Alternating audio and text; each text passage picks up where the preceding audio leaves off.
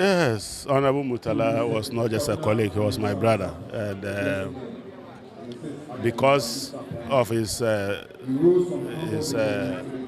strong Islamic beliefs, I know that he always wanted to encourage some of us to pay particular attention to the Zongo communities in our constituencies. So anytime it was Ramadan or Salah, Murtala will be the first to tell me, Honorable Adongo, what are you getting from my Muslim brothers? And always he will give me guidance on what to do. So he drew me closer and closer to my Muslim community in my constituency. In Parliament, when we were in opposition, we had a common struggle.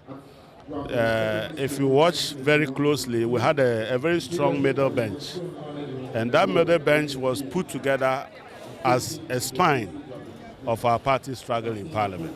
So you see that on that middle bench was Honorable Murtala, Honorable Nogbe Ashama, Honorable Edward Bawa, Honorable Suhini, Honorable,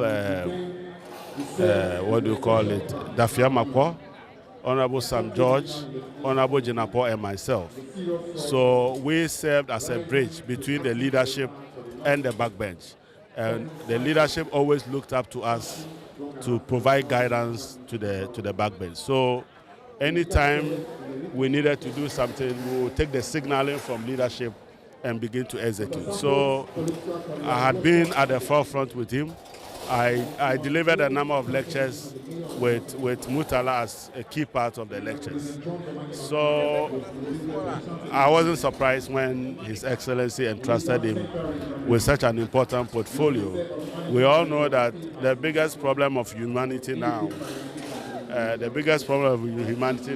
is the environment. And we hear people say that when the last tree dies, the last man dies.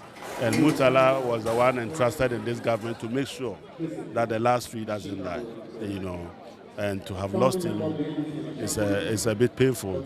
He loved his constituents, that I can tell you. He loved Tamale Central to a fault. Only recently we were together in Tamale for the first Northern Development Forum, and we shared a number of ideas on how to move our constituency forward. I remember that recently he was the one who approached me and said, Honorable Adongo, I saw your call and I saw your message. You want jobs for your people. I will take some, at least I'll take 3 people to EPA. And he delivered that. They have been interviewed, they are waiting to receive their letters. So he was very passionate about his colleagues. After Honorable Omane Boamah, my first encounter with Omane Boamah was after I won my primaries in 2016. At the time, I had started doing a lot of media work, and I was new. People basically didn't know me, but they started hearing my voice. So in July 2016, I got a call from Honorable Omane Boamah. And when I picked, he introduced himself and he said, congratulations. And I said, to what do I owe this congratulations? He said, well, it is not easy to catch the eye of the president. The president had asked me to put you on an assignment. And the assignment was that the IMF was in town. We're doing an IMF program.